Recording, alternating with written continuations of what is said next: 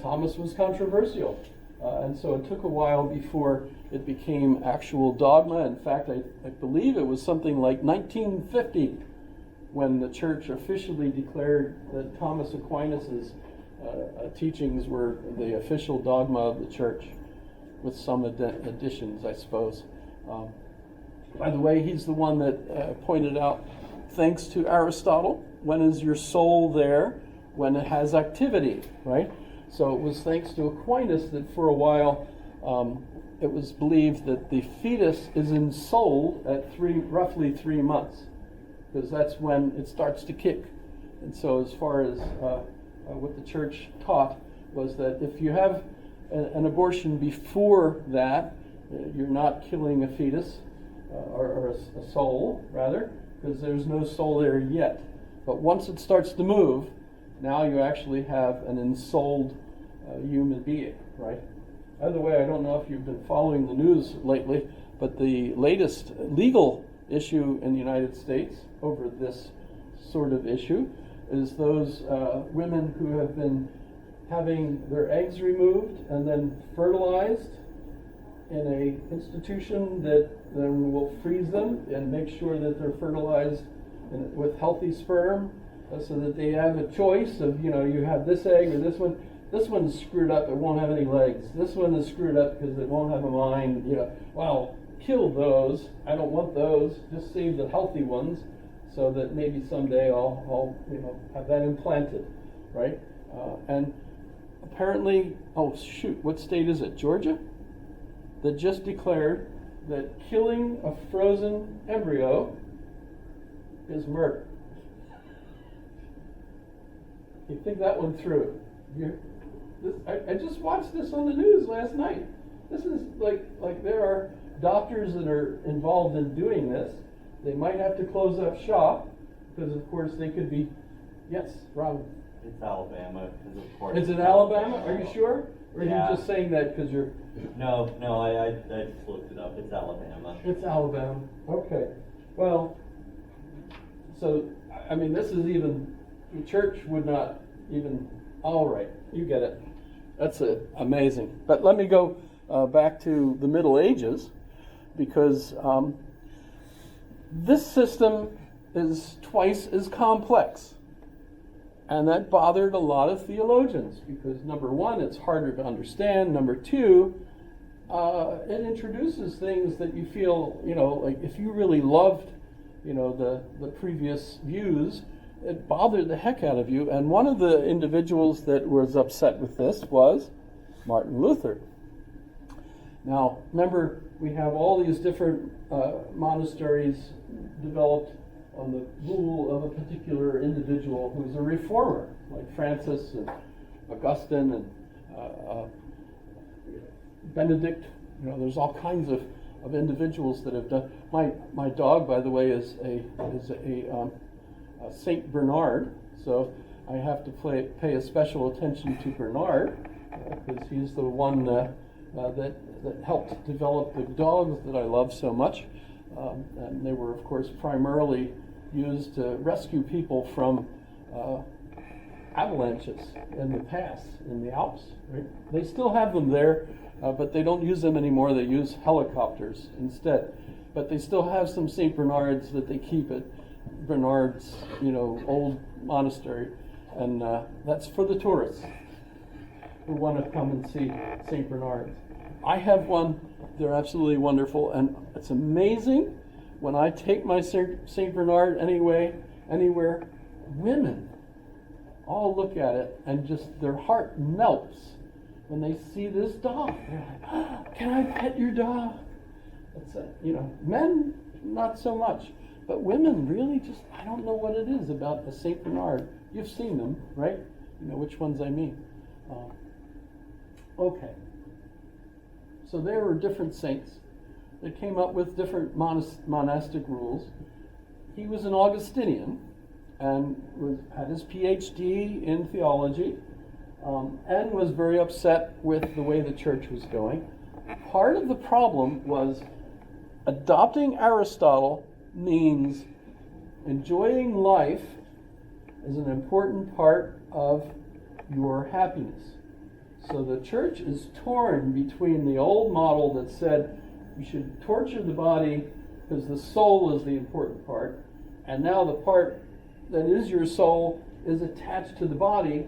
So what are we doing punishing our body when that's actually punishing my soul in this life?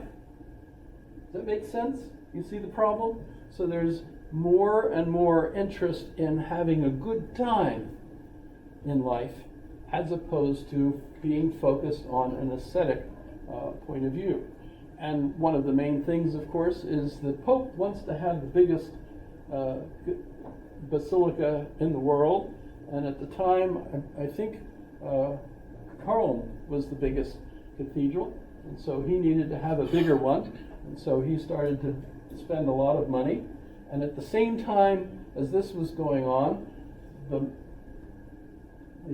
Mohammedan Empire was encroaching. I mean, they were up to Vienna at a certain point, right? It was, the Battle of Vienna that finally kept the rest of Europe from becoming Islamic, right? That was really close.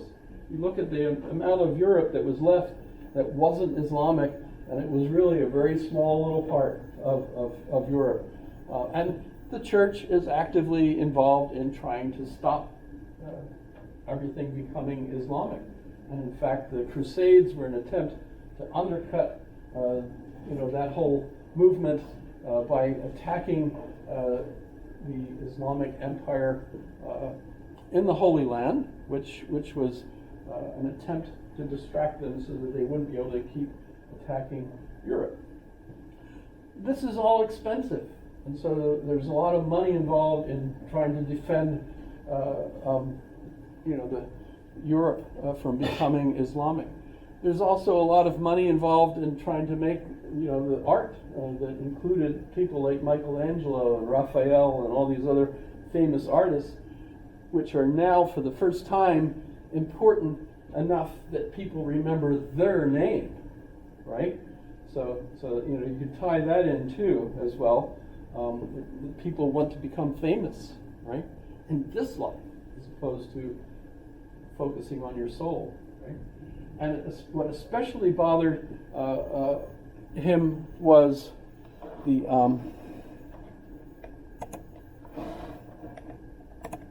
way that the people of his parish were being bilked of all their money, right? The priests would come and sell them indulgences. So this is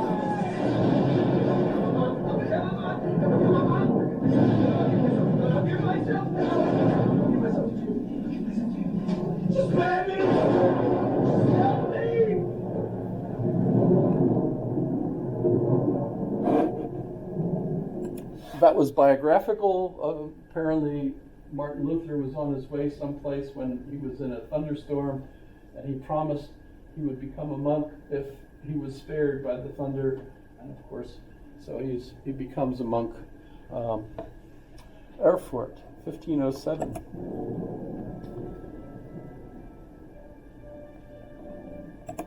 But that's a movie, and it's on there, by the way, so if you're curious about Luther, notice, though, that the actor who plays Luther is Voldemort's brother. Okay, that could have been funny. Ralph Fiennes is Voldemort, and which one is this? The other brother. There's brothers that are, and they look alike. That's the thing. So whenever I see Luther in this movie, I think Voldemort. I just think that's funny. But this is there he is.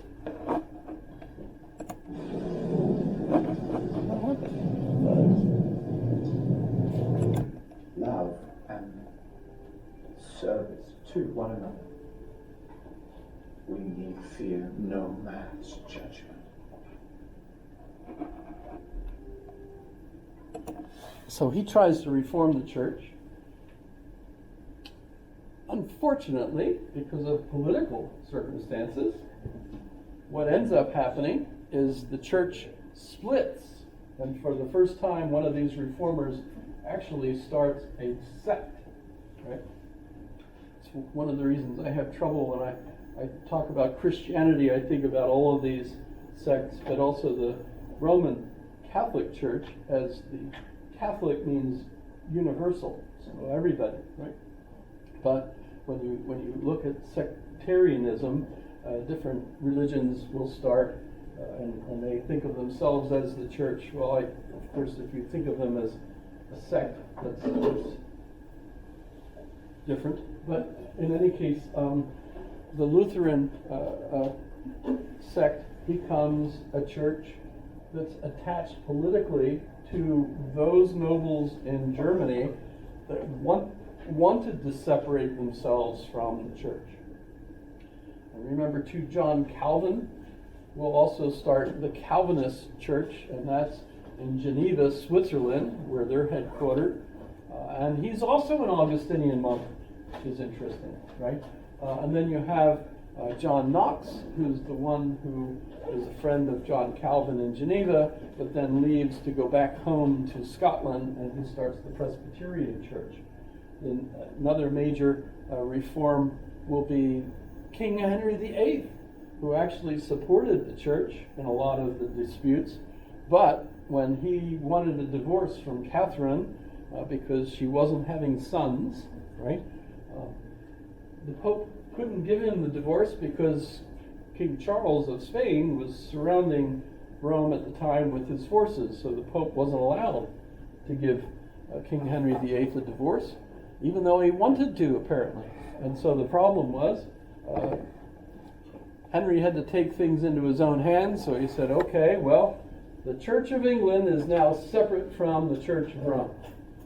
And in fact, he took all of the monasteries and all their wealth and took it as money that he could use for his kingdom, and completely changed the Church of England, which is still based on the king. So King Charles III now would be the one who's theoretically in charge of the church, although the prelate that runs things theologically would be still the Archbishop of Cambridge. No, I said it right the other day. Canterbury. Okay, Canterbury is the headquarters. You could even look up who's the current Archbishop of Canterbury. And they're usually pretty brilliant theologians and very interesting to read. What else? I have all kinds of stuff here. That was Aquinas's music. He wrote music. All kinds of stuff on Aquinas. Martin Luther. What have I forgotten? Anything? Martin Luther. What was the quiz question for today? You actually have a couple choices. The one would be, do you think that that Thomas Aquinas actually chased a woman from the tower with a fiery brand? That's in my notes. So that's one possibility. But there is another one, and that is, what do you think of Anselm's definition of God? I haven't really asked you that yet. I have to watch because some of my questions are also test questions, and I really don't want to use my test questions for that. I should have looked at test 2. So this is test 2, the next one coming up. And notice the first is describe Anselm's argument for the existence of God. Give your own views on whether the argument is convincing or not and why. And number 2 is describe how Thomas Aquinas was able to merge Aristotelian concepts with church dogma. This is my answer to that, although you could come up with your own answer. Remember, none of these are right or wrong. They're opinion questions, right? That's my third one. What kinds of things do you know for sure? Okay, that question will apply once we move on to Descartes, because Descartes will use his Cartesian doubt. Right? And we'll just doubt everything. What can we know for sure, and start from there. So I guess I ought to quit at that point. It feels like there's just so many interesting things that go on. The main thing I'd love to point out is that we think of the Middle Ages as a dark ages. And that seems to have been a PR, a personal relations point of view that happened because of the scientific revolution. What's odd about the scientific revolution is thanks to Aquinas and others that have reintroduced Aristotle and made Aristotle part of what everyone can know, is the scientific revolution is a revolution against Aristotle. Because as they really